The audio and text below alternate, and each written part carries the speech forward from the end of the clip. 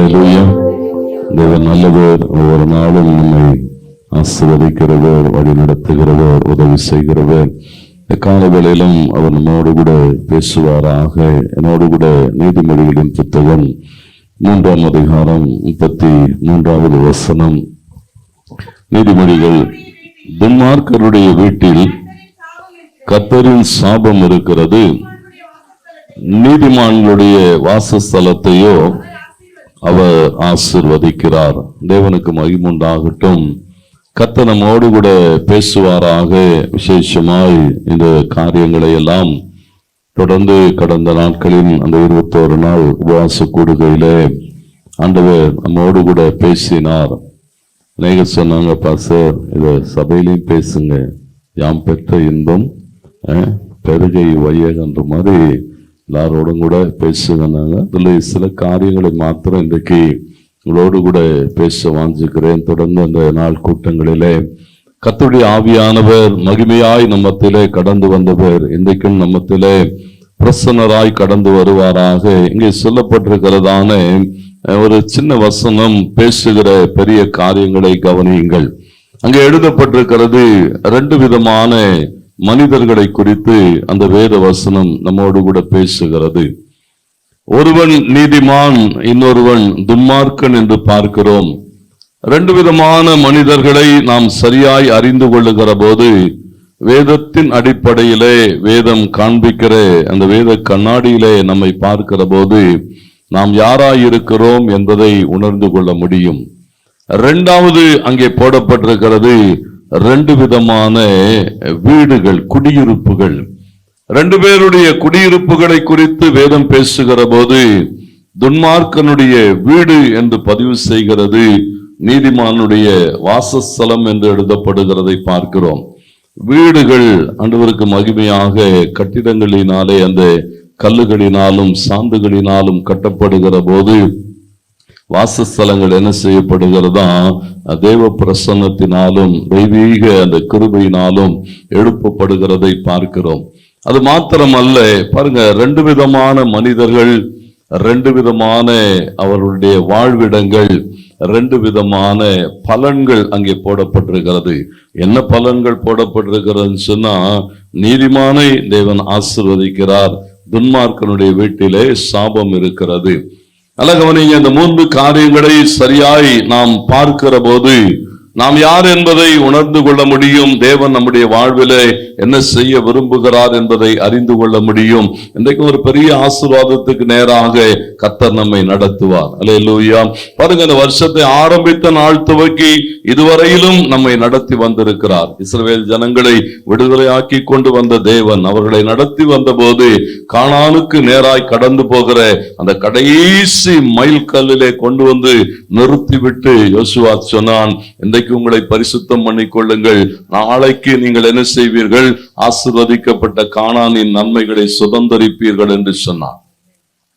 தேவ சமூகத்திலே ஆண்டவருக்கு மகிமையாக இந்த வருஷமெல்லாம் நம்மை நடத்தி வந்திருக்கிறார். இந்த நடத்தப்பட்ட இந்த பாதைகளிலே, வழிகளிலே நாம் எப்படி இருந்திருக்கிறோம் என்பதை சரியாய் உணர்ந்து கொள்ளுகிற போது யார் துன்மார்க்கன், யார் நீதிமான், துன்மார்க்கனுடைய வீடு எப்படி இருக்கிறது, நீதிமானுடைய வீடு எப்படி இருக்கிறது, இதெல்லாம் நம்ம வீடுகளை பார்க்கிற போது, நம்முடைய வாழ்வை பார்க்கிற போது நாம் எங்கே தவறி இருக்கிறோம், எங்கே ஆசீர்வதிக்கப்பட்டு இருக்கிறோம் என்பதை நாம் சரியாய் உணர்ந்து கொள்ள முடியும்.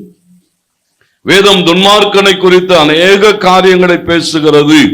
ஆண்டவர் மகிமைப்படுவாராக. எல்லாவற்றையும் பார்க்க முடியவில்லை, ஆனாலும் ஒரு சிலவற்றை ஆகிலும் பார்க்கிறதற்கு கர்த்தர் நமக்கு உதவி செய்வார். என்னோடு கூட சங்கீதங்களின் புத்தகம் 10ஆம் சங்கீதத்துக்கு நேராக உங்கள் கவனத்தை திருப்புங்கள். இந்த சங்கீதம் 10:2 நாம் வாசிக்கிற போது, துன்மார்க்கன் தன் பெருமையினால் சிறுமைப்பட்டவனை கடூரமாய் துன்பப்படுத்துகிறான், அவர்கள் நினைத்த சதி மோசங்களில். நல்லா கவனிங்க, யார் துன்மார்க்கன் என்பதற்கு வேதம் நமக்கு அநேக வசனங்களை வைத்திருக்கிறது. இங்கே சொல்லப்பட்டிருக்கிறது, துன்மார்க்கன் யார் என்று சொன்னால் சுய பெருமை உள்ளவன்.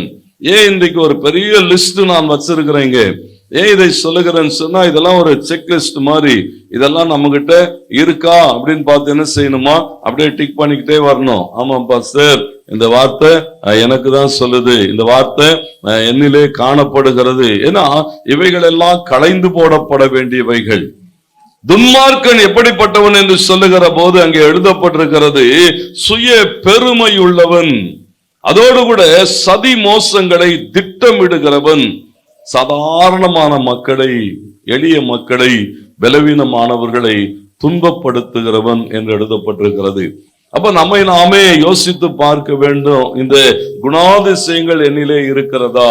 நம்ம சொல்லும், பாஸ்டர் நான் யாரையும் துன்பப்படுத்துறது இல்லை, என்ன துன்பப்படுத்துற ஆளுங்கிட்ட இருந்து கர்த்தர் என்ன விடுதலை ஆக்குனா நல்லா இருக்கும் அப்படின்னு தான் யோசிக்கிறோம். அதுக்கு மேலே சொல்லப்பட்டிருக்கிறது, அவன் எப்படிப்பட்டவனா, சுய பெருமை உள்ளவன். 3வது வசனமும் வாசிங்க பாருங்க. அவனுடைய இருதயத்திலே, துன்மார்க்கனுடைய இருதயத்திலே ஏராளமான இச்சைகள், அவைகளை அவன் அடைகிற போது என்ன செய்கிறானா, பெருமை வருகிறது. இவைகள் எல்லாம் எனக்கு வந்திருக்கிறது, நான் விரும்பினவைகள் எனக்கு கிடைத்திருக்கிறது, ஆகையினால் அவன் என்ன செய்கிறான்னா, இதெல்லாம் என்னுடைய திறமையினாலே வந்தது, என்னுடைய முயற்சியினாலே வந்தது என்று சொல்லி தன்னைத்தான் என்ன செய்கிறானா, மேன்மைப்படுத்தி கொண்டு கர்த்தரை அசட்டை பண்ணுகிறவன். அந்த வார்த்தை எப்படிதான் சொல்லுகிறது, இச்சை உள்ளவன், மேன்மை பாராட்டுகிறவன், பொருளை என்ன செய்கிறானா, அபகரிக்கிறவன். அபகரிக்கிறவன் என்ன அர்த்தம்? அப்படியே இந்த ஏமாத்தி என்ன செய்ய வேண்டியது, சாதாரண ஜனங்கள். நீங்கெல்லாம் பாருங்க, இந்த கடந்த நாள்ல எல்லாம் செய்தித்தாள்கள் எல்லாம் வாசிங்கன்னா, சாதாரண வயசானவங்க பேங்க்ல பணம் எடுக்க வந்தா என்ன செய்யறான், போய் ஏதோ உதவி செய்கிறது போல கூட நின்று கடைசியில பணத்தை ஏமாற்றி விட்டு போகிற ஆட்கள், மற்றவனுடைய காரியங்களை அபகரித்து கொண்டு போகிறவன் வஞ்சனையினாலே. இதெல்லாம் ஒரு துன்மார்க்கனுடைய வாழ்க்கை. இந்த 4வது வசனம் சொல்லுகிறது, துன்மார்க்கன் தன் கர்வத்தினால் தேவனை தேடான். பாருங்க, துன்மார்க்கன் யாருன்னு சொன்னா, கர்வம் முடிச்சவன். யாரு? கர்வம் நிறைந்தவன். நம்ம யோசிச்சு பார்க்கணும், நம்ம எப்படி இருக்கிறோம். சில எல்லாம் பார்த்தீங்கன்னா பயங்கர கர்வமா இருக்கும். ஓ, என்ன மாதிரி எல்லாம் சொல்லும், நான்லாம் அப்படி இல்லை பாஸ்டர், அவங்க தான் அப்படி எப்படி இருக்கிறாங்க. நம்ம எப்போதும் அடுத்த ஆளை காட்டி என்ன செஞ்சிட்டோம், பழகிட்டோம். நம்மை நாமே யோசிச்சு பார்க்கணும். இந்த வார்த்தைகள், கர்வம் நிறைந்தவன் தேவனை என்ன செய்கிறது இல்லையா, தேடுகிறது. ஏன்னா எல்லாமே வருது, எனக்கு வருது, நான் விரும்பினது வருது, நான் எதிர்பார்க்கிறவைகள் வருகிறது, அதனால தேவனை தேடுகிறது இல்லை. அது மாத்திரமல்ல, தேவன் இல்லை என்று சொல்லுகிறவன். இவெல்லாம் துன்மார்க்கன் என்று சொல்லப்பட்டிருக்கிறது. வசனம் சங்கீதக்காரன் சொல்லுகிற போது சொல்லுகிறான், துன்மார்க்கன் உட்காரும் இடத்திலே உட்காராமலும். சங்கீதம் 1 அப்படிதான் சொல்லுது. யார் அந்த துன்மார்க்கன்? இதெல்லாம் இந்த கர்வம் நிறைந்தவன், தேவனை தேடாதவன், தேவன் இல்லை என்று சொல்லுகிறவன், சுய பெருமை உள்ளவன், அபகரிக்கிறவன், வஞ்சிக்கிறவன். ஒரு பெரிய லிஸ்ட் இருக்கிறது. அந்த 5வது வசனம் சொல்லுகிறது, அவன் வழிகள் எப்பொழுதும் கேடு உள்ளவைகள். எந்த வழியில தான் நடப்பானா? கேடான வழிகளை நடக்கிறான். அந்த வார்த்தை சொல்லுகிறது, தேவனுடைய நியாய தீர்ப்புகளை அவன் உணர்ந்து கொள்ளுகிறதில்லை. தேவன் ஒருவர் இருக்கிறார், அவர் ஒரு நாள் நியாயம் செய்வார், அவைகளுக்கு கூடாக கடந்து போக வேண்டி இருக்கும் என்று சொல்லி அவன் என்ன செய்கிறதில்லையா, உணர்ந்து கொள்ளுகிறதில்லை. அதோடு கூட போடப்பட்டிருக்கிறது, அவன் தன் எதிராளிகள் எல்லார் மேலும் சீறுகிறான். அப்படின்னா என்ன அர்த்தம் சொன்னா, நிறைய எதிரிகளை சம்பாதித்து வைத்திருக்கிறான். நிறைய எதிரிகள். எந்த பக்கம் திரும்பினாலும் ஒரு காலம் இருந்தது. சாலமோனை குறித்து வேதம் சொல்லுகிறது, சாலமோனுடைய நாட்களிலே அந்த இஸ்ரவேல் தேசம் எப்படி இருந்துச்சுன்னா, ரொம்ப அமைதலா இருந்தது.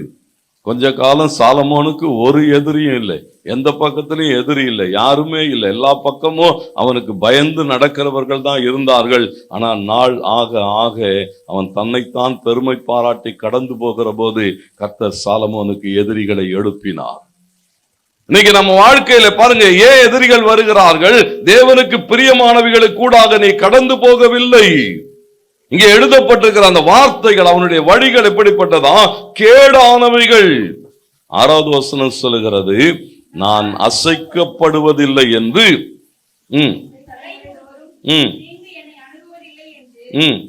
பாருங்க. இதெல்லாம் என்னன்னு சொன்னா, மாயையான சுய நம்பிக்கை உடையவன். எனக்கெல்லாம் ஒன்றும் ஆகாதுங்க, எனக்கெல்லாம் ஒன்றும் ஆகாது, எனக்கெல்லாம் ஒன்றும் நடக்காது. பரவாயில்ல, கர்த்தர் என்ன செய்யறதில்ல, அவர் அதெல்லாம் மறந்துட்டார், அவர் அதெல்லாம் பார்க்கறது இல்லை, கடவுளே இல்லை, ஒன்றும் என்ன செய்யாது எனக்கு.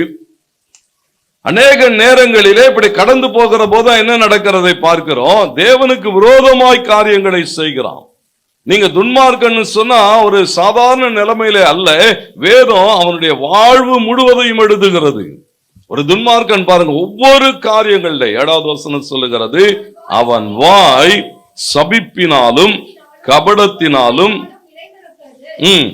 அவன் நாவின் கீழ் தீவினையும் அக்கிரமும் உண்டு. அப்படின்னா என்ன அர்த்தம்? வாழ்நாள் எல்லாம் யாரையாகில் என்ன செய்ய வேண்டியது? சபிச்சுனே இருக்க வேண்டியது. யாரையாகில் என்ன செய்ய வேண்டியது? வாயிலிருந்து நல்ல வார்த்தையே வராது. யாரை ஆசீர்வதிக்கிறாயோ அவர்களை நான் ஆசீர்வதிப்பேன் ஆண்டவர் சொன்னார். ஒருத்தனை என்ன செய்கிறது இல்லை, ஆசீர்வதிக்கிறது இல்லை. வாய் முழுவதும் எப்படி இருக்கிறதா? சாபங்கள். வேதம் சொல்லுகிறது அவன் வாயில என்ன இருக்கிறதா? கபடம் இருக்கிறது, வாயிலே கொடுமை இருக்கிறது, நாவின் கீழே என்ன இருக்கிறதா? தீமையான செயல்கள் இருக்கிறது, நாவின் கீழே அக்கிரமம் இருக்கிறது. அடுத்த வசனம் சொல்லுகிறது, அவன் என்ன செய்கிறானா? கிராமங்களின் ஒளிப்பிடங்களிலே பதிவிருந்து மறைவிடங்களிலே குற்றமற்றவனை கொல்லுகிறான். பாருங்க, திக்கற்றவர்களை பிடிக்க என்ன செய்யறானா? அப்படியே ஒளிஞ்சி. அதுக்கு அடுத்த வசனங்கள் தொடர்ந்து சொல்லப்பட்டிருக்கிறது, ஒரு சிங்கத்தை போல கெபியிலே பதிவிருந்து அப்படியே இறையை பிடிக்கிறது போல என்ன செய்கிறானா? சாதாரண ஜனங்களை, ஏழை மக்களை ஏமாற்றுகிறதுக்கு வலையை விரிச்சு. இன்னைக்கு ஆட்கள் என்ன செய்யுது? அதை தான் நம்பும். பாருங்க, நம்ம சொன்னா என்ன செய்யாது? நம்பாது. இல்லப்பா சார், உங்களுக்கு இதெல்லாம் தெரியாது, போய் எங்கேயாவது காசு கட்டிட்டு வந்து கடைசியில காசு வராம போனதுக்கு அப்புறம் நம்ம கிட்ட வந்து சொல்லுங்க, ஜெபம் பண்ணுங்கப்பா சார், காசு கட்டினே வராது மாதிரி. வராது, காசு என்ன செய்யாது? வராது. ஏன்னா அவன் தான் என்ன செய்கிறான்? கண்ணி வைத்து இருக்கிறானா. வசனம் சொல்லுது, அவன் என்ன செய்கிறானா? கண்ணி வைத்து தன் வலைக்குள் அவர்களை இழுத்து பிடித்து கொள்ளுகிறான். பாருங்க, யாரை ஏமாற்றலாமோ என்று அப்போஸ்தலனாகிய பேதுரு சொல்லுகிறார், பிசாசானவன் கர்ஜிக்கிற சிங்கம் போல எவனை விடுங்கலான்னு பாக்குறது போலதான் இவனை என்ன செய்கிறானா? ஏன்னா துன்மார்க்கன் பாருங்க, அவனுடைய வாழ்க்கை முழுவதும் யாரை ஏமாத்தலாம், யாரை வஞ்சிக்கலாம், யாருடையதை களவாடி கொண்டு போகலாம், யாரை ஏமாற்றி பிழைக்கலாம், இதுதான் அவனுடைய வாழ்க்கை.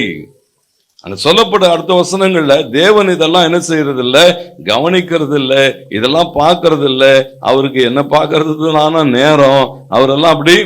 ஏன்னா தேவனை குறித்த காரியங்களில் எப்படி இருக்கிறான்னு சொன்னா அசட்டை பண்ணுகிறவன்.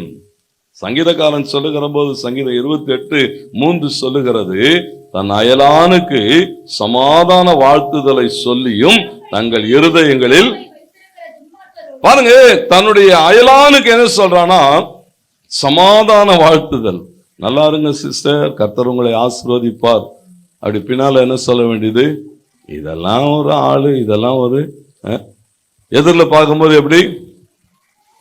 எதிரில் பார்க்கும்போது அப்படியே இனிக்க இனிக்க இனிக்க பேச வேண்டியது.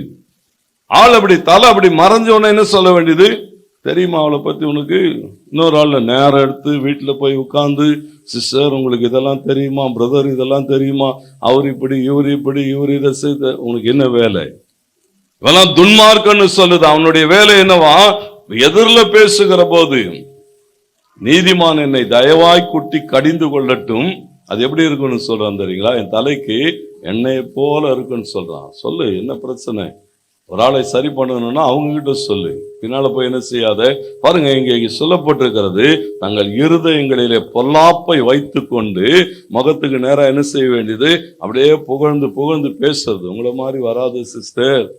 பின்னால போய் என்ன செய்ய வேண்டியது? கவனிங்கள், இதெல்லாம் துன்மார்க்கம். உன் வீட்டுல சாபம் இருக்குன்னு சொன்னா உன் வாழ்க்கையில துன்மார்க்கமான காரியங்கள் இருக்கிறது. மனம் திரும்பணும், தேவனுக்கு மகிமை உண்டாகட்டும், இவைகளை விட்டு வெளியே வரணும். சங்கீதக்காரன் சொல்லுகிற போது சங்கீதம் 36 முதல் 4 வசனங்கள் பாருங்க, அங்க போடப்பட்டிருக்கிறது. துரோக பேச்சு பேசுனாவே என்னதான் பேசுறது? அப்படியே உள்ள துரோகத்தை வைத்து கொண்டு பேசுறது. எப்படி ஆகிலும் யாரையும் ஆகிலும் எதிரி ஆகிலும் கொண்டு போய் அந்த ஆரம்ப காலங்கள் எல்லாம் பாத்தீங்கன்னா அந்த இதெல்லாம் போட்டாங்க. 10,000 ரூபாய் கட்டினா நீங்க 10 பேர் சேர்த்தீங்கன்னா உங்களுக்கு இத்தனை லட்சம் அத்தனை லட்சம். இவர் மாட்டிக்கிட்டு என்ன செய்ய வேண்டியது? நாம தான் கட்டு போனோம், அடுத்தவனு என்ன செய்வோம்? அவங்க கொண்டு போய் சேர்த்து விடுறது. ஏன்னா அவனுடைய அந்த நோக்கம் துரோக பேச்சு. அது மாத்திரம் இல்ல, சொல்லப்பட்டிருக்கிறது இச்சகம், வாயில அக்கறம் இருக்குதான். வாயில வஞ்சகம் இருக்கிறது, மூடத்தனமாய் பேசுகிறான், நன்மையே செய்யாதவன், தேவ பயம் இல்லாதவன், பொய்யை வெறுக்காதவன், பொல்லாப்பை வெறுக்காதவன். எவ்வளவு லிஸ்ட் இருக்கு. இதெல்லாம் யாரு? இதுல எந்த ஒரு காரியம் உங்கள்ட்ட இருந்தாலும் நீங்க துன்மார்க்கர் தான், அதுல வேற மாற்று கருத்தே இல்லை. சின்ன சின்ன காரியங்கள் தான். தேவனுக்கு மகிமை உண்டாகட்டும். செத்த ஈக்கள் பரிமள தைலக்காரனுடைய தைலத்தை என்ன செய்யுமா? நாரி கெட்டு போக பண்ணும் என்று பிரசங்கி சொல்லுகிறான். ஆண்டவர் என்ன எதிர்பார்க்கிறார் சொன்னா, வாழ்க்கையில இவைகள் இருக்குமானால் நீ துன்மார்க்கத்திலே இருக்கிறாய். வசனம் சொல்லுது, நீங்க வாசிங்க சங்கீதம் 58 3-4 வசனங்கள். துன்மார்க்கர் கர்ப்பத்திலே உற்பவித்தது முதல் பேதளிக்கிறார்கள், தாயின் வயிற்றிலிருந்து பிறந்தது முதல் பொய் சொல்லி வழி தப்பி போகிறார்கள். சர்ப்பத்தின் விஷத்துக்கு ஒப்பான விஷம். ஆள் பாருங்க, ஆளு பாம்புக்கெல்லாம் அது பல்லுல தான் விஷம், இவனுக்கு ஆள் மொத்தம் விஷம். சொல்றாரு பாருங்க, எப்படி இருக்கிறதா? சர்ப்பத்துக்கு ஒப்பான விஷம், ஆளே விஷம். விஷக்கிருமிகள்னா இன்னைக்கு கூட ஏதோ சொன்னாங்க, ஒரு 300 விஷக்கிருமிகள்லாம் காணாம போயிட்டுதான். ரொம்ப ஜெபம் பண்ணுங்க, கர்த்தர் நல்லவர். இந்த மாதிரி விஷக்கிருமிகள் எல்லாம் கண்டுபிடிக்கப்படட்டும். கர்த்தர் என்ன செய்யணும் பாருங்க, இங்க போடப்பட்டிருக்கிறது. அவன் எப்படிப்பட்டவனா? பொய் சொல்லி வழி தப்பி போகிறவன். அப்படியே அடிச்சு விடுறது, வாயை திறந்தா உண்மை இல்லை. தேவனுக்கு மகிமை உண்டாகட்டும்.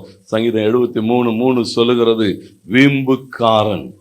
வீம்பு பிடிச்சுன்னா நீ துன்மார்க்கன்னு வசனம் சொல்லுது. வீம்புக்காரராகிய துன்மார்க்கர். பாருங்க, ஆண்டவர் என்ன எதிர்பார்க்கிறான்னு சொன்னா, உன் வாழ்க்கையில இந்த குணாதிசயங்கள் இருக்கக்கூடாது. சங்கீதம் 73:12 சொல்லுகிறது, இதோ இவர்கள் துன்மார்க்கர். யார் துன்மார்க்கர்? இவர்கள் துன்மார்க்கர். யாருன்னு போட்டிருக்காங்க? இவர்கள் என்றைக்கும் சுகஜீவியா இருப்பானா. எப்படி இருப்பானா? தான் மாத்திரம்தான், பண்டாட்டி பிள்ளை கூட வைக்க மாட்டான். தான் மாத்திரம்தான், இருக்கிற ஆளுக்கு வைக்க மாட்டேன். அவனுக்கு மாத்திரம்தான். அவர் மாத்திரம் நல்லா என்ன செய்வாரு? நல்லா உடுத்துவாரு, நல்லா ஊரை சுத்துவாரு, நல்லா தின்வாரு. வீட்டுல இருக்கிற ஆளை பத்தி எதை பத்தியும் கவலைப்படாத. இந்த பொலி ஏறுதுன்னு சொல்லுவாங்க பாத்தீங்களா, சுத்தி வரும் பாத்தீங்களா, அந்த மாதிரி சில ஆட்கள்லாம் பாத்தீங்கன்னா சுத்திட்டு இருப்பான். பண்டாட்டி பிள்ளைங்க சாப்பிட்டதா, தேவை இருக்கா, எல்லாம் அவனுடைய வாழ்க்கை எப்படியா? சுகஜீவிகள். அது மாத்திரம் இல்ல, அவன் என்ன செய்வானா, ஆஸ்தியை பெருக பண்ணுகிறதெல்லாம் தான் என்ன செய்கிறான்? குறியா இருப்பான். இவனெல்லாம் வேதம் எப்படி காண்பிக்க சொன்னா, துன்மார்க்கன்னு சொல்லுது. இவர்கள் துன்மார்க்கர். ஆண்டவருக்கு மகிமுண்டாட்டு. சங்கீதம் 119:53 சொல்லுகிறது, உமது வேதத்தை விட்டு விலகுகிறவர்கள் துன்மார்க்கர். வேதத்தை விட்டுருவான், வேத வசனங்களை விட்டுருவான், வேதம் சொல்லுகிறதை என்ன செய்கிறதை கை கொள்ளுகிறது இல்லை. சத்தியத்தை கை கொண்டு வருகிற நீதியுள்ள ஜாதி உள்ளே பிரவேசிப்பதற்காக வாசல்களை திறவுங்கள் என்று தீர்க்கதரிசி ஏசாயா சொல்லுகிறார். சத்தியத்தை கை கொண்டு வருகிற நீதியுள்ள ஜாதி. சத்தியத்தை என்ன செய்கிறது இல்லை, வசனத்தின்படி எல்லாம் நடக்கிறது இல்லை. கர்த்தருக்கு மகிமை உண்டாகட்டும். அது மாத்திரம் இல்ல, சங்கீதம் 37:12 சொல்லுகிறது, துன்மார்க்கன் நீதிமானுக்கு விரோதமாய் தீங்கு நினைக்கிறான். ஏன்னா ஒருத்தன் நல்லா இருந்தா அவனுக்கு என்ன செய்யறது இல்லை, அவனையும் கட்டுறது. ஏன் ஒழுங்கா சர்ச்சுக்கு போற, வா இங்க போலாம், இன்னைக்கு இங்க போகும் அங்க போகும்ன்ற இது என்ன செய்யறது, அவனுக்கு விரோதமான காரியங்கள். அது மாத்திரம் இல்ல, சங்கீதம் 37:21 சொல்லுது, துன்மார்க்கன் கடன் வாங்கினா கொடுக்கவே மாட்டானா. யாருக்கிட்டையாவது கடன் வாங்கி கொடுக்காம இருந்தீங்கன்னா கொடுத்துருங்க. கொடுக்கலன்னா நீங்க யாருன்னு போட்டிருக்கு, அப்படிதான் போட்டிருக்கு. என்ன போட்டு வாசிக்குமா? துன்மார்க்கன் கடன் வாங்கி செலுத்தாம போகிறான், நீதிமானோ இறங்கி என்ன செய்யறானா, கடன் கொடுக்கிறான். கர்த்தருக்கு மகிமை உண்டான கடனை வாங்கிட்டு, இதெல்லாம் தேவனுக்கு பிரியமில்லாதவைகள். தேவன் பாருங்களேன், உன்னை ஆசீர்வதிக்க விரும்புகிறார். ஒரு நீதியுள்ள வாழ்க்கை வாழணும். இந்த சங்கீதம் 22 அங்க பாருங்க, 37:22 தேவனால் ஆசீர்வதிக்கப்படுகிற நீதிமானை சொல்லுகிறது. பூமியை சுதந்தரித்துக் கொள்வானாம், இவன் அறுப்புண்டு போவான்னு போட்டிருக்கிறது. அப்போ துன்மார்க்கனுடைய வாழ்க்கை ஒரு மாய்மாலமாய் வாழுகிற அநேகரை பார்க்க முடியும். வாயை திறந்தா பொய், ஏமாத்துறது, கபடு, வஞ்சகம். உலகத்துல சொல்லுவாங்க பாத்தீங்களா, பழமொழி சொல்லுவாங்க, கேட்டிருக்கிறீங்களா? மீனுக்கு தலையையும் சொல்லுங்க மீதிய, பாம்புக்கு வாலையும் காட்டுற ஆட்கள். அதெல்லாம் சில மீன் பார்த்து இருக்கிறீங்களா? பார்த்தா எப்படி இருக்கும்? முன்னால பாத்தீங்கன்னா மண்டை வரைக்கும் மீன் மாதிரி இருக்கும், பின்னாடி வால்லாம் எப்படி இருக்கும்? பாம்பு மாதிரி இருக்கும். சமைக்கிறதுங்க தான் நான் வாங்கிட்டு வந்து அந்த மீன்லாம் பார்த்தீங்கன்னா அது எப்படின்னா, அது மீனை பார்த்தா தலையை காட்ட வேண்டியது, நானும் உங்கள் தான், நானும் உங்கள் தான். அப்புறம் அந்த பக்கம் போய் என்ன செய்ய வேண்டியது? பாம்பை பார்த்தா வாழை காட்ட வேண்டியது, நானும் உங்கள் தான். இருமனம் உள்ளவன் தன் வழிகளில் எல்லாம் நிலையற்றவனாக இருக்கிறான். எந்த மட்டும் 2 நினைவுகளினாலே குந்தி குந்தி நடப்பீர்கள். தேவனுக்கு உண்மையாயிரு, சபைக்கு உண்மையாயிரு. ஆண்டவர் என்ன எதிர்பார்க்கிறான்னு சொன்னா, ஒரு துன்மார்க்க வாழ்க்கை வாழாதபடி உண்மையாயிரு. ஏன்னா நீ ஆசீர்வதிக்கப்படதான் தேவன் விரும்புகிறார். இன்னைக்கு அநேக நேரங்கள்ல பாருங்க, துன்மார்க்கனுடைய வாழ்விலே சாபம் இருக்கிறது. எவ்வளவு காலத்துக்கு ஏமாற்றி கொண்டு போவாய்? ஒரு நாள் என்ன செய்வ? பிடிக்கப்படுவாய். ஏமாற்றப்பட்டு கடைசியில பாருங்க, ஆண்டவருடைய எதிர்பார்ப்பு என்னன்னு சொன்னா சாபம். ஏன் சாபம் வருது? துன்மார்க்க வாழ்க்கையினால என்ன செய்கிறையா? தேவனுக்கு பிரியமில்லாதவைகளை நடப்பிக்கிறபடினால். சாபத்துக்கு வேதாமத்தில் அநேக காரணங்கள் போடப்பட்டிருக்கிறது. இன்றைக்கு சாபம் இருக்கிறதா அப்படின்னு சொன்னா, இனி ஒரு சாபமும் இராது என்று வெளிப்படுத்தல நாம வாசிக்கிறோம். கலாத்தியர் 3 சொல்லுகிறது, சபிக்கப்பட்டவர் நிலைமையிலே கிறிஸ்து என்ன செய்தாரா? நமக்காக சாபமானார். ஆனா இந்த சாபத்தினுடைய அனுபவங்கள் யோசுவா 6ஆம் அதிகாரம் 26வது வசனம் சொல்லுகிறது, ஏன் உன் வீட்டுல சாபம் இருக்கிறது? எப்போ சாபம் உள்ளே வருகிறது? பாருங்க, சாபத்தை தேவன் நீக்கி போட்டிருக்கிறார். ஆனா இவன் தான் என்ன செய்கிறதை பார்க்கிறோம், சாபத்தை வலுக்கட்டாயமா வீட்டுக்குள்ள கொண்டு வரான். எப்படி உன் வீட்டுக்குள்ள சாபம் வரும்? கிறிஸ்து உனக்காக சாபமானாரே. ஆனா சாபம் இன்றைக்கு வீடுகளில் இருக்கிறதை பார்க்கிறோம், குடும்பங்களில் இருக்கிறதை பார்க்கிறோம். ஏன்னு சொன்னா, தேவ பிள்ளைகள் செய்கிற வேலைகள். யோசுவா 6:26. அக்காலத்திலே யோசுவா இந்த எரிகோ பட்டணத்தை கட்டும்படி எழும்பு மனுஷன். பாருங்க, யோசுவா ஒரே ஒரு வார்த்தை தான் சொல்லுகிறான், இந்த எரிகோவை திரும்ப கட்டுறவன் சபிக்கப்பட்டவன். எரிகோவை நீங்கள் உணர்ந்து கொள்ள வேண்டும். எது எரிகோ? தேவ பிள்ளைகள் ஆசீர்வாதத்தை சுதந்திரித்துக் கொள்ள கூடாதபடி தடைகளாய் இருந்தவைகள். கவனிங்க நல்லா. ஏன்னா ஆண்டவர் என்ன எதிர்பார்க்கிறான் சொன்னா, உன்னுடைய ஆசீர்வாதத்துக்கு எதெல்லாம் தடையாய் இருந்ததோ அதெல்லாம் தேவன் உடைத்து போட்டிருக்கிறார். உன் ஆசீர்வாதத்துக்கு குடி தடையா இருக்கிறதா?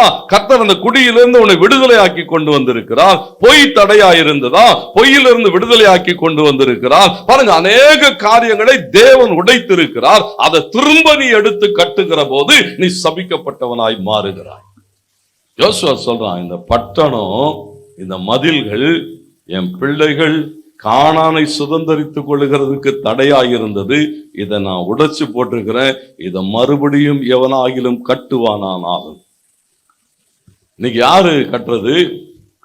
சத்ருவா வந்து மதிலை கட்டிட்டு இருக்கிறான், நாம தான் கட்டுறோம். தேவன் உடைத்து போட்டிருக்கிறார், தேவன் வெளியே கொண்டு வந்திருக்கிறார். ஆண்டவர் சொன்னார், நீ சொஸ்தமானாய், போய் நீ பாவம் செய்யாதேன்னு சொன்னார்.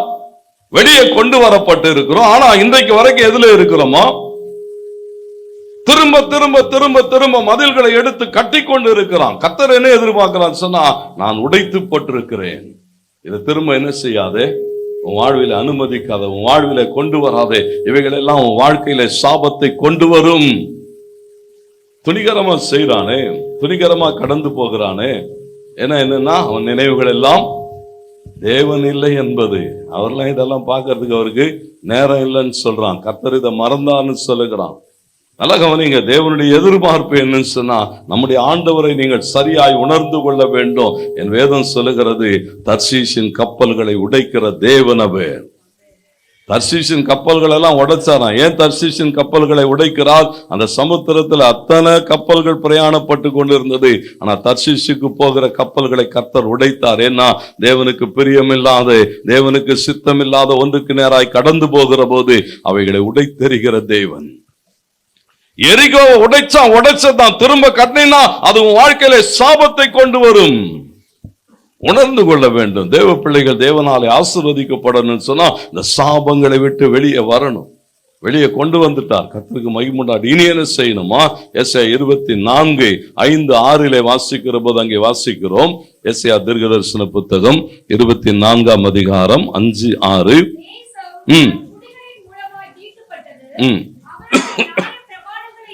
பாருங்க, அவர்கள் நியாயப்பிரமாணங்களை மீறி கட்டளைகளை மாறுபாடாக்கி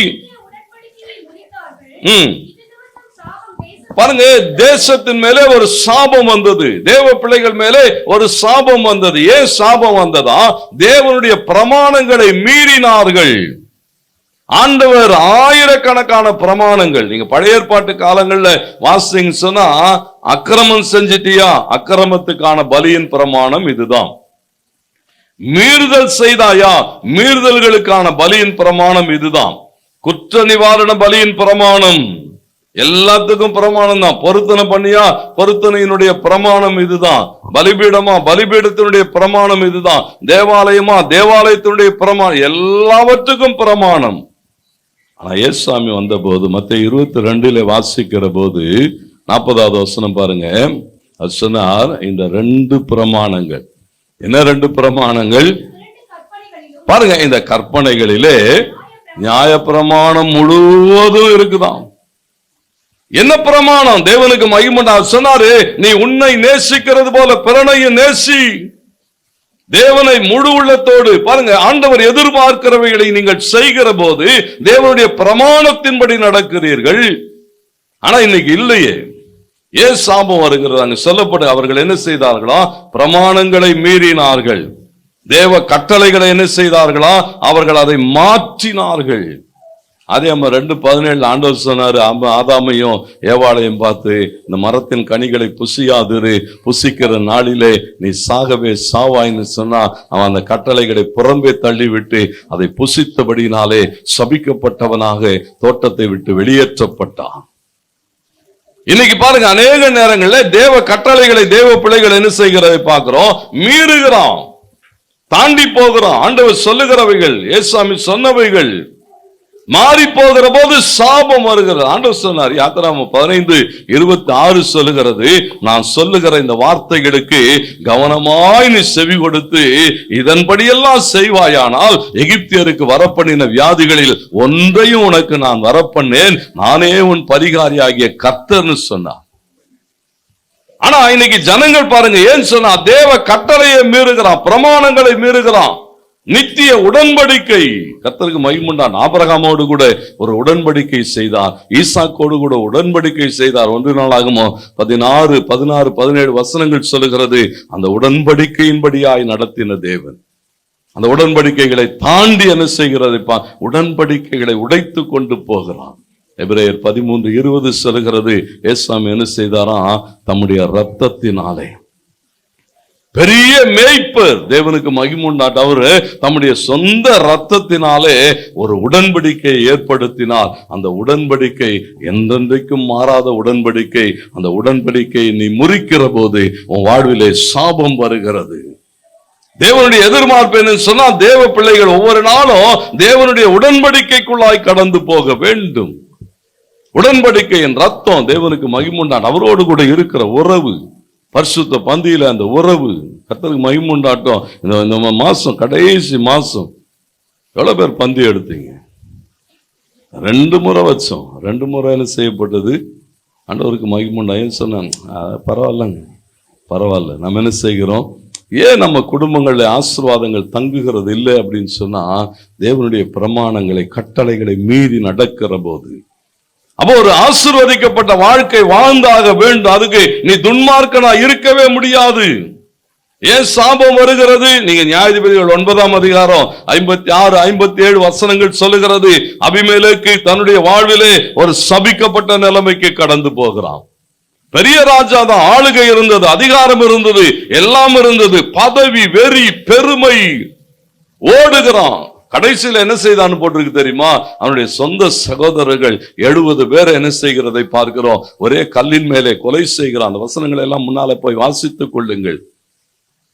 70 பேரை கொலை செய்கிற போது யோதாம் ஒருத்தன் மாத்திரம் தப்பித்து ஓடி போகிறான். ஓடி போகிறவன் போகிற போக்கில சொல்லுகிறான், கர்த்தர் ஒரு நாள் இதை விசாரிப்பார், கர்த்தர் உன்னை என்ன செய்வார்? ஒன்றுமில்லாமல் நிர்மூலமாக்குவார்னு சொன்னா, அந்த சாபம் அப்படி அவனுக்கு பலித்ததான்.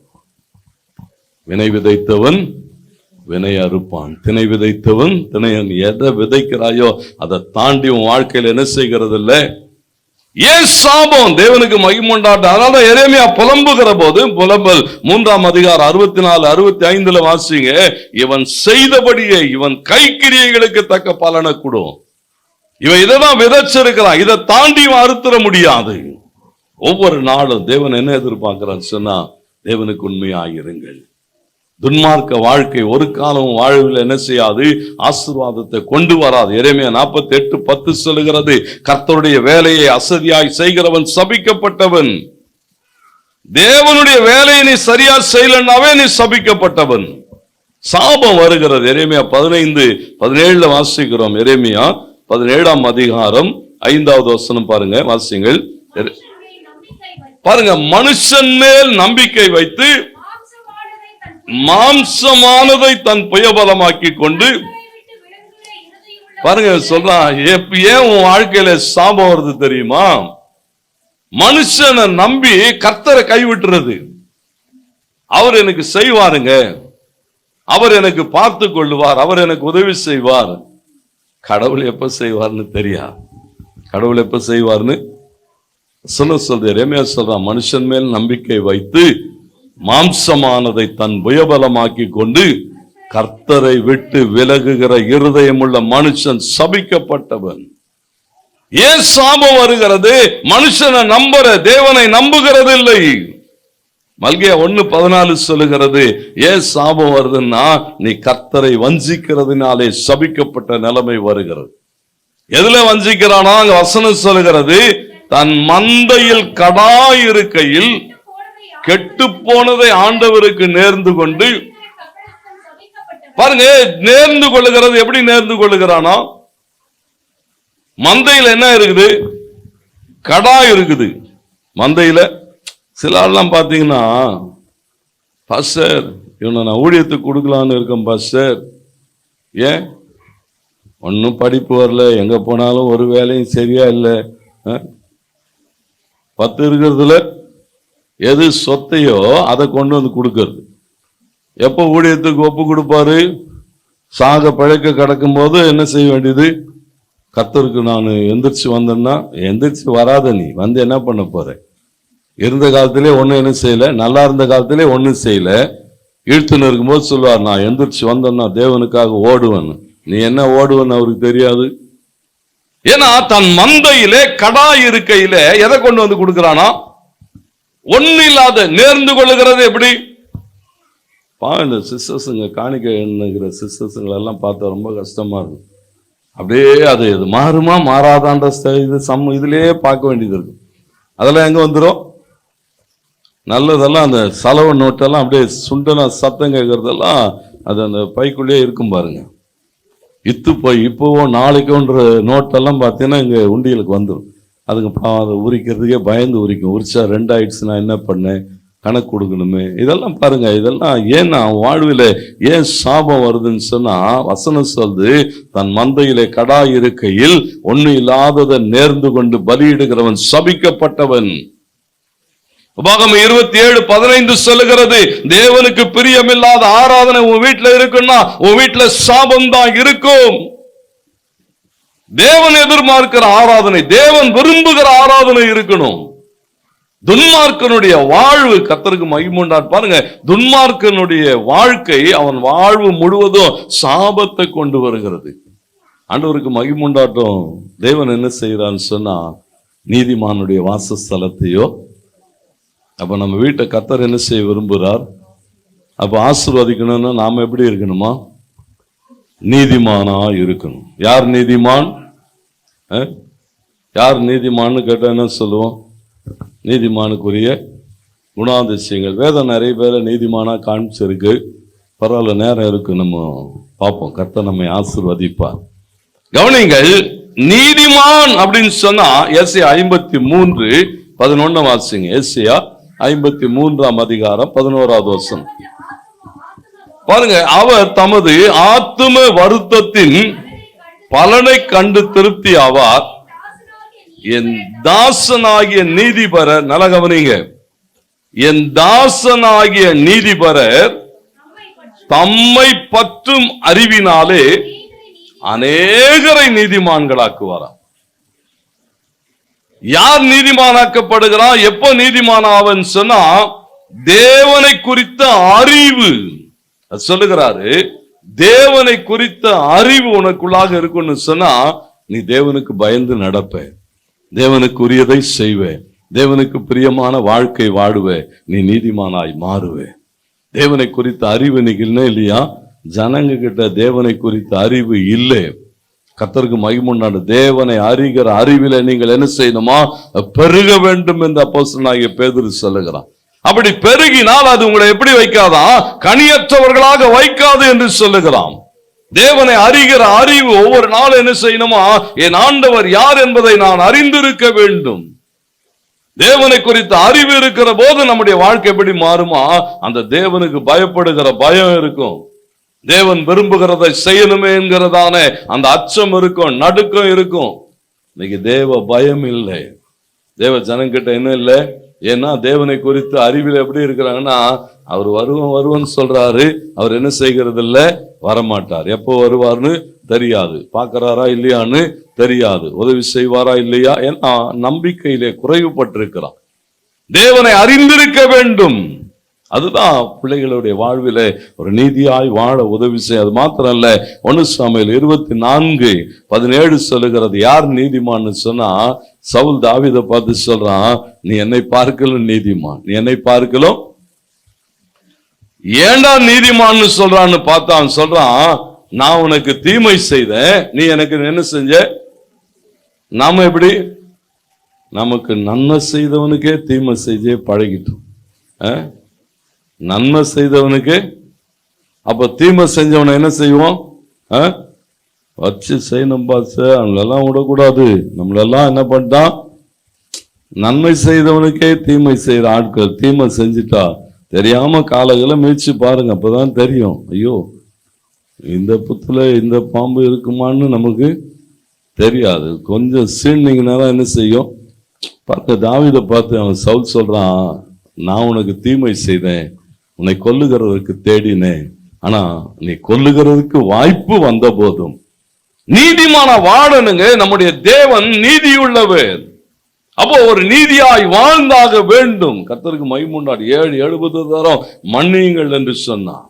தேவ பிள்ளைகளுடைய வாழ்வில இந்த குணாதிசயங்கள் இருக்கிறதா? இருந்தா நம்ம யாரா இருக்கிறோமோ நீதிமானாய் இருக்கிறோம். அது மாத்திரம் இல்ல, சங்கீதம் 64:10 சொல்லுகிறது, யார் நீதிமான்னு சொன்னா, கர்த்தருக்குள் மகிழ்ந்து அவரை நம்புவானா. தேவனுக்குள்ள பாருங்க, அவனுக்குள்ள என்ன இருக்குன்னா ஒரு பெரிய மகிழ்ச்சி இருக்கும்.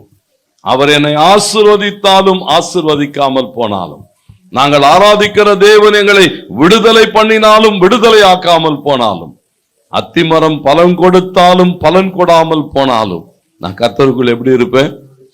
ஏன்னா அதுவன் தான் நீதிமான். தேவனுக்கு மகிமையுண்டான நீதிமான் என்ன செய்கிறாரா? தன் உத்தமத்திலே நடக்கிறான். அவனுக்கு பிறகு அவன் பிள்ளைகள் எப்படி இருப்பாங்களா? பாக்கியவான்களாய் இருப்பார்கள். அப்போ தேவ பிள்ளைகள் இன்றைக்கு என்ன ஆண்டவர் எதிர்பார்க்கிறான்னு சொன்னா, அந்த நீதியுள்ள வாழ்க்கை. சங்கீதம் 140 இங்கே வாசிக்கிற போது 13வது வசனம் சொல்லுகிறது, நீதிமான்கள் உமது நாமத்தை துதிப்பார்கள். ஒவ்வொரு நாளும் தேவ நாமத்தை துதிக்கும்படி அழைக்கப்பட்டிருக்கிறோம் நீதிமான்கள். நீதிமொழிகள் 12:5 சொல்லுகிறது, நியாயமான நினைவுகளை உடையவன் நீதிமான். எப்போது எவனுக்கு எடுக்கலாம், எவனை ஒண்ணு இல்லாக ஆக்கலாம் அப்படி யோசிக்கிறவன் இல்ல நீதிமான். நீதிமான் எப்படிப்பட்டவனா? நியாயமான நினைவுகள். யோசிக்கும் போதெல்லாம் 4 பேருக்கு ஏதாவது நன்மை செய்யணும்னு யோசிக்கிறவன் தான் யாரா?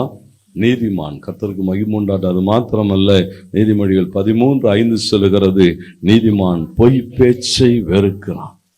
ஆண்டவருக்கு மகிமையுண்டாடு. இந்த சங்கீதம் 5 வாசிங்கன்னா அதுல அவ்வளோ காரியங்கள் போடப்பட்டிருக்கும். தேவனுக்கு எதெல்லாம் பிரியமில்லைன்னு சொல்லி தொடர்ந்து சொல்லிக்கொண்டே வருவார். பொய் பேசுகிறவன் அவர் என்ன செய்கிறாரா? வெறுக்கிறார். பிரியப்படுகிறதுல எத்தனை காரியங்கள் சொல்லப்பட்டிருக்கிறது. அப்போ தேவன் தம்முடைய பிள்ளைகள் கிட்ட என்ன எதிர்பார்க்கிறான்னு சொன்னா, தேவனை அறிகிற அறிவிலே நடக்கும். எசேக்கியேல் 18:9 சொல்லுகிறது, தேவ கட்டளைகளின்படி நடந்து தேவ நியாயங்களை கை கொண்டு உண்மையாயிருப்பவன் நீதிமான். யார் நீதிமானா? தேவ கட்டளைகளின்படி நடந்து தேவ நியாயங்களை கை கொண்டு உண்மையாயிருப்பான்னு சொன்ன அவன் தான் நம்ம யோசிச்சு பார்க்கணும், நம்ம நீதிமானா இருக்கிறோமா? நம்ம சந்ததியை கர்த்தர் ஆசீர்வதிப்பாரா? தேவ கட்டளைகளின்படி நடக்கிறோமா? கற்பனைகளை கைக்கொள்ளுகிறோமா? உண்மையிலே நாம நீதிமான் தானா, இல்ல துன்மார்க்கனுக்குரிய காரியங்கள் இருக்கிறதா? ஏன்னு சொன்னா தேவன் எதிர்பார்க்கிறான். ஓசியா 14:9 சொல்லுகிறது, தேவனுடைய வழியிலே நடக்கிறவன் நீதிமான். தேவன் எதிர்பார்க்கிறார். இன்னைக்கு என்னன்னா, தேவ பிள்ளைகள் சொன்னா தேவன் விரும்புகிற வாழ்க்கை வாழணும். இன்னொரு வசனம் சொல்லுகிறது, மத்தேயு 9:13 சொல்லப்பட்டிருக்கிறது, மனம் திரும்பிய அனுபவம் உள்ளவன் நீதிமான் என்று எழுதப்பட்டிருக்கிறது.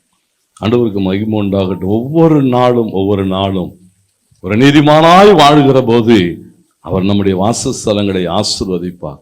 வேதம் காண்பிக்கிற அநேக நீதிமான்கள், ஆண்டவருக்கு மகிமை உண்டாகட்டும். அவர் சொன்னாரு, யோபுவை ஒரு நீதிமான்னு சொன்னார், தானியேலை ஒரு நீதிமான்னு சொன்னார். கர்த்தருக்கு மகிமை உண்டாகட்டும். பாருங்க, அநேகருடைய வாழ்க்கை தேவன் பார்க்கிறார். இவெல்லாம் யாரு? நீதிமான். லோத்த என்ன செய்தான்னு சொல்றது தெரியுமா? லோத்து நீதிமானா. 2 பேதுரு 2:8 வாசிக்கிற போது ஏன் லோத்து நீதிமான்னு சொன்னார் தெரியுங்களா?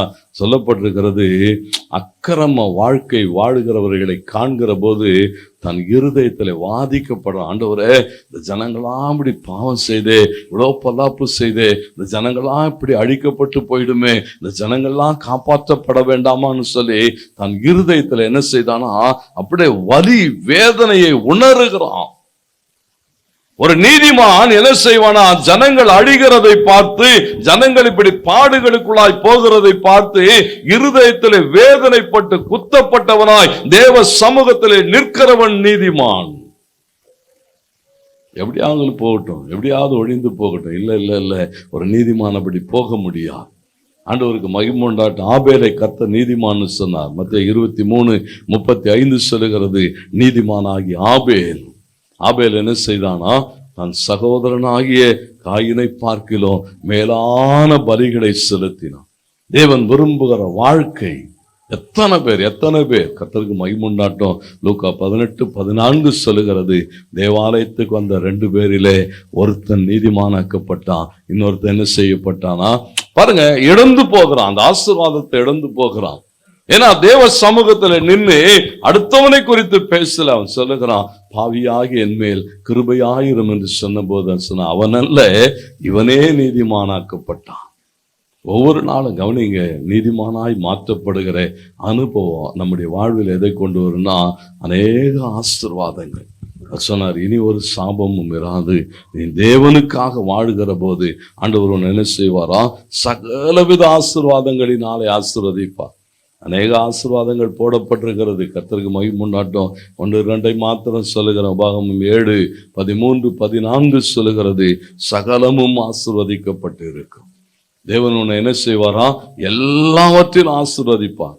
ஒவ்வொரு ஆசீர்வாதமும் என்ன செய்யாது, உன் வாழ்விலே குறைவுபடாதுன்னு சொன்னா, நீதியாய் வாழ்கிற போது ஆண்டவர் பார்க்கிறார், என் பிள்ளை நீதியாய் வாழ்கிறது, என் பிள்ளை உண்மையாய் வாழ்கிறது, என் பிள்ளை எனக்கு விரும்பினபடி வாழ்கிறது, நான் ஆசீர்வதிக்கட்டும். 2 சாமுவேல் 6:11 சொல்லுகிறது, ஓபேத்-ஏதோமினுடைய வீட்டையும் அவனுக்குண்டான எல்லாவற்றையும் கர்த்தர் ஆசீர்வதித்தார். ஏன்னு சொன்னா, எந்த நிலைமையிலும் தாவீது பயந்து ஓடுகிறான். இத்தனை பரிசுத்தம் உள்ள தேவனுடைய அந்த பிரசன்னத்தை நான் எப்படி கொண்டு போக முடியும் என்று. ஆனால் சொல்லப்பட்டு ஓபேத்-ஏதோம் சொல்லுகிறான், இல்ல பெட்டியை என் வீட்டில் வைங்கன்னு சொன்னப்போ தேவன் வருகிறதற்கு ஆயத்தமாக்கப்பட்ட நிலைமையிலிருந்தே ஒரு வீடு ஆசீர்வதிக்கப்படுகிறது. உபாகமம் 15:6 சொல்லுகிறது, கர்த்தர் சொன்னபடி என்ன செய்வாரா, நம்மை ஆசீர்வதிப்பார். அநேகருக்கு நாம் என்ன செய்வோம், கடன் கொடுக்கிற நிலைமையிலே கர்த்தர் நம்மை வைப்பார், கடன் வாங்காத நிலைமையிலே வைப்பார். ஏன்னு சொன்னா, ஒவ்வொரு நாளும் நம்மை ஆசீர்வதிக்கிறவர். சங்கீதக்காரன் பாருங்க, தேவ சமூகத்துல சொன்ன, ஆண்டவரே என் வீட்டை ஆசீர்வதின்னு சொன்ன சங்கீதக்காரன் தான் சங்கீதம் 5:12 சொல்லும் போது சொல்லுகிறான், கர்த்தாவே நீ நீதிமானை ஆசீர்வதித்து அவனை காருண்யம் என்னும் கேடகத்தினாலே சூழ்ந்து கொள்ளுவேன். கர்த்தருக்கு மகிமுண்டா. நல்லா கவனிங்க, நீதிமானாய் வாழ்கிற போது அந்த நீதிமானுக்குரிய ஆசீர்வாதங்களை நாம் பெற்றுக்கொள்ள முடியும்.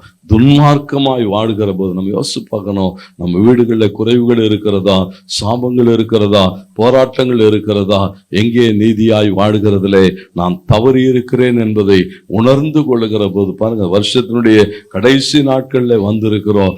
எதை செய்தாலும் தேவனுக்கு மகிமை உண்டாகட்டும், ஆண்டவர் மகிமைப்படும்படி, தேவன் விரும்பும்படி கொடுக்கப்பட்டவைகளிலே உண்மையாய் இருக்கிற போது அவனே நீதிமான். ஆண்டவருக்கு மகிமை உண்டாகட்டும். அவர் சொன்னார், அவன் பிழைக்கவே பிழைப்பான்.